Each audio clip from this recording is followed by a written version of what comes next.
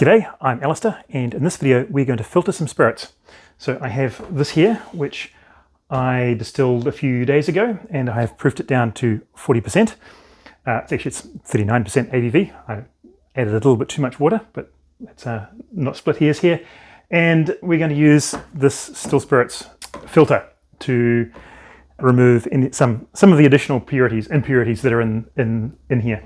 So the sort of fusel alcohols and what have you will hopefully get picked up by the filter. So let's get this set up. So this comes apart, and it's going to sit kind of like this. There's some other bits we need to organize. So I'll bring the camera over and we'll have a bit of a setup. We are using the Still Spirits Easy filter system. The first thing we need to do is attach the carbon filter to the spindle, which is what I'm dismantling here. I have a fresh cartridge here. This is essentially a block of solid compressed carbon. Each cartridge can filter 8 to 10 litres of 40% alcohol. It's easy to unpackage. To remove the plastic, just push your finger through one of the ends and peel it away.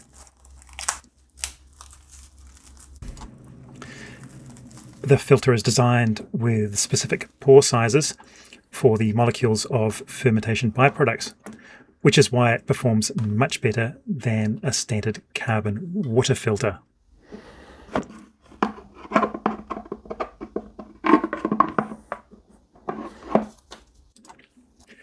Poke the spindle through the hole in the bottom of the top bucket and slide on the first foam washer.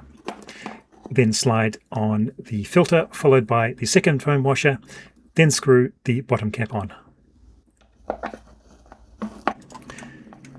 Tighten firmly, but do not over-tighten, as you may damage the filter, or compress the foam washers, causing it to drip too slowly. It should be just finger tight.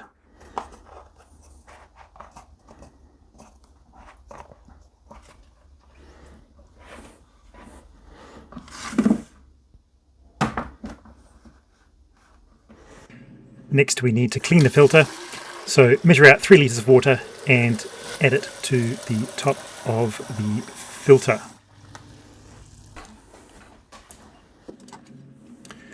This will remove any loose carbon, air pockets and mineral salts. The mineral salts can result in a cloudy haze in our final product, which is harmless but aesthetically undesirable. You can see this is dripping quite rapidly, which is fine for the water, but for our spirits we want a couple of drips per second. You can adjust the flow rate by the tightness of the end cap. Tighten to slow down, loosen to increase flow. Once the filtering is done, we can dump out our water and rinse any residue from the bottom bucket.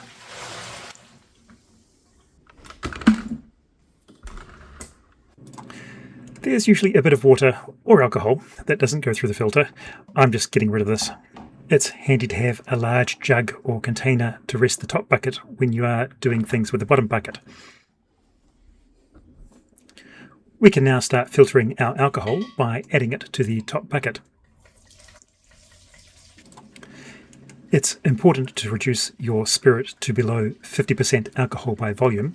Otherwise, the alcohol will hold onto the impurities more strongly than the carbon can pull them away, as the higher the ABV, the stronger it is as a solvent.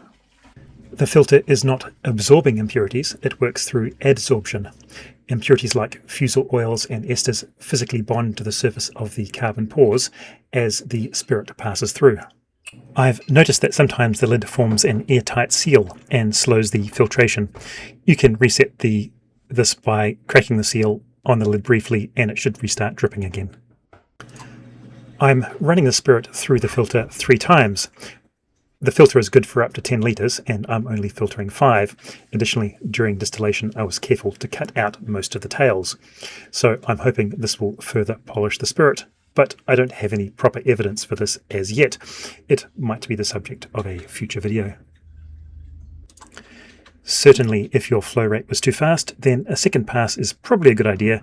It should take about 5 hours to do the filtration process.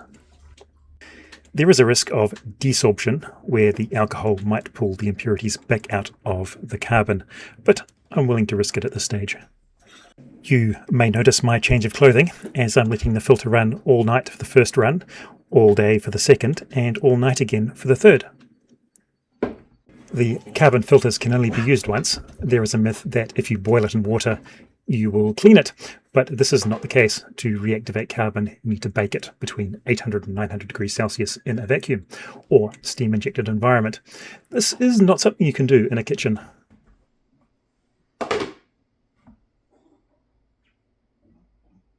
I'll briefly talk about the foam washers. These also need to be replaced every 3 uses or so and come in a pack of 10. When they stop being springy, you should replace them. They are important, as without them, the spirit would take the path of least resistance, leaking around the sides of the cartridge instead of through the carbon, so don't forget them.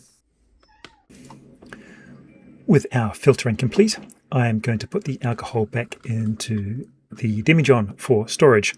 In terms of long-term storage, glass is king, and you'll want to minimize the amount of headspace to reduce the reaction with oxygen.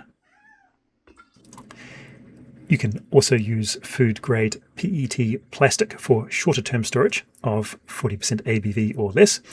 Soft drink bottles can be good for this, but never store high-proof alcohol or store for more than a year. PET is slightly permeable to air, and this will allow oxygen to react with your alcohol over time.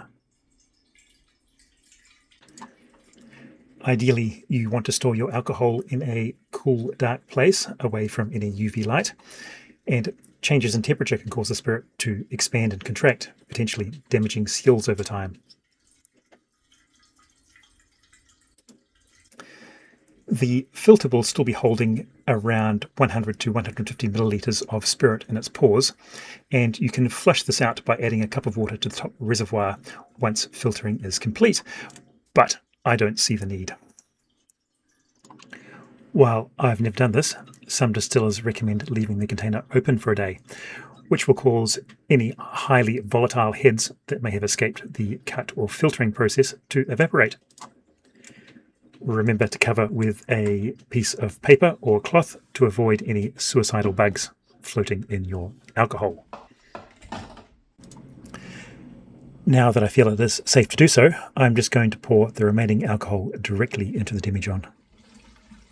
This batch of alcohol is from the dextrose wash in my Battle of the Sugars video.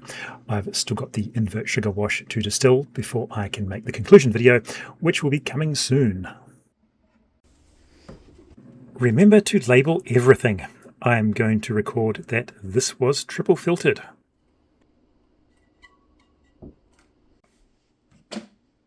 Now for the final cleanup. I'll rinse everything in water, dry it and put it away. Tidying up after filtering is much faster than after distilling. I hope you've enjoyed this video, or at least found it informative. If so, please consider a like and subscribe to appease the YouTube algorithmic gods, as it does help the channel. If you have any thoughts, please leave them in the comments, or any ideas of what you would like to see in future videos. I'm Alistair Christie. I hope to see you in a future video, and happy distilling.